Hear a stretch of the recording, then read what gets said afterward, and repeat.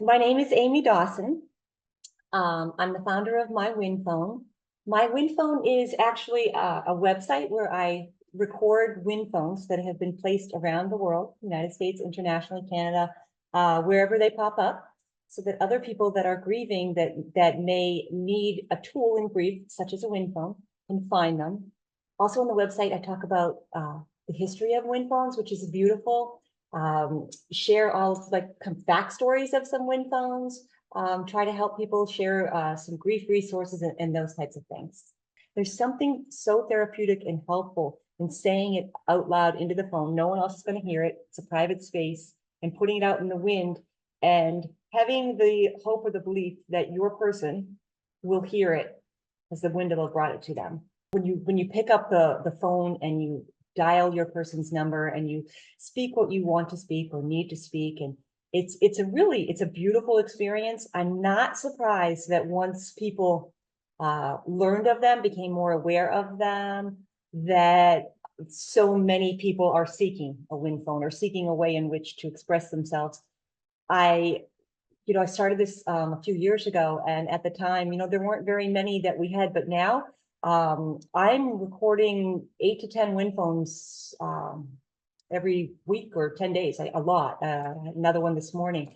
And so it's just so exciting to me to see that people are finding them and finding ways to um, heal themselves and to move forward, not move on, but move forward with their person. I think it's really important that we're looking at grief and people's emotions in this way after COVID. I think it's truly needed.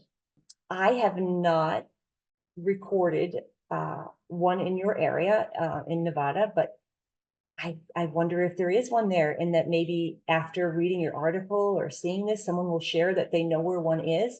Or I love the thought of when I am, speaking with somebody that's writing about them, things that maybe this will inspire someone to create a beautiful wind phone for others to help them heal their grief. And so that's always my hope, but there is a big hole out there. California has a few, Arizona has 4, but in your area, I don't have one on the map.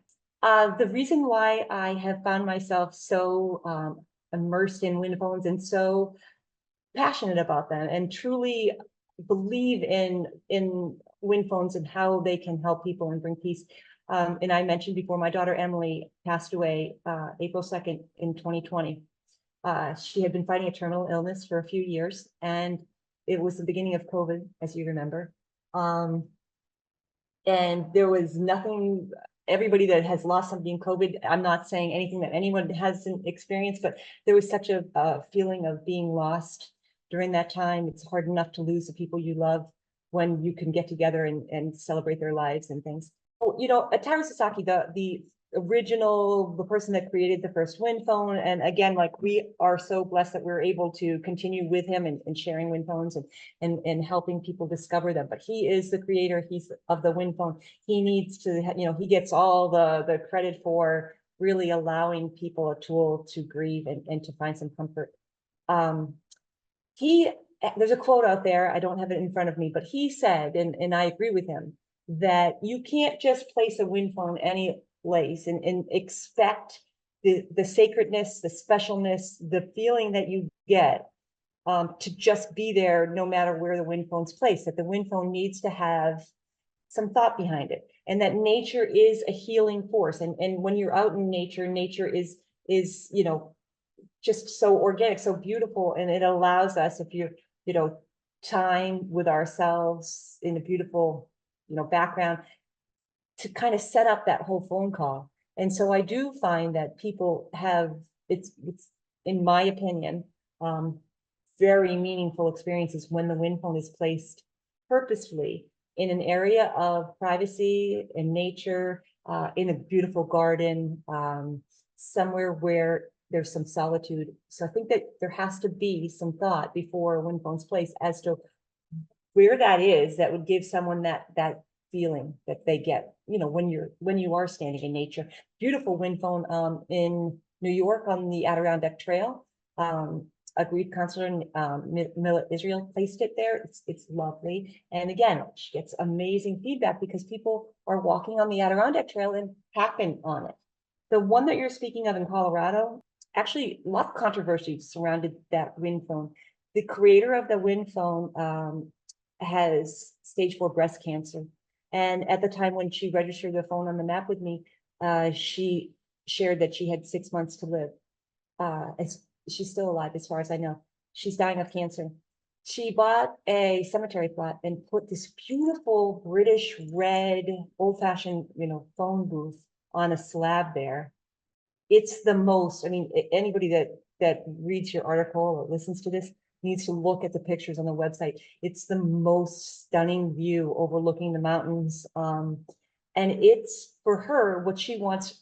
It's going to be her headstone. So it's what she wants. She wants, anybody coming to visit her or anybody, going to visit that cemetery, that area, to be able to step into that phone booth and talk to her. And so that's how she's made her plan as she's planning the end of her life. That's what she's put in place for people to come and show their respects, because truly a wind phone isn't any different than really going in, sitting at a grave or releasing butterflies or whatever people do that brings them comfort. It's no different than making a phone call, really. But I do think another thing to just mention too is that wind phones also, these are public ones that are on the map that we're discussing. And when you look on the website, if you go under galleries, what is really neat, I think, are event wind phones are coming too. So Helping Parents Heal is a conference that's always out in, I think it's Arizona in August. They're going to have a wind phone. There's so many conferences now that are bringing wind phones, hospice conferences. You could look on the website and you'll see there's a Washington, D.C., a cemetery has an art show right now, and there's a beautiful wind phone that an artist created and placed there temporarily. If there isn't one near you, people do create private wind phones. I have one in their yard or in their home. They just get a rotary phone, put it out in the garden. And maybe for that person, we all grieve differently. Having a private one where they can access any day of the week is a nice thing too.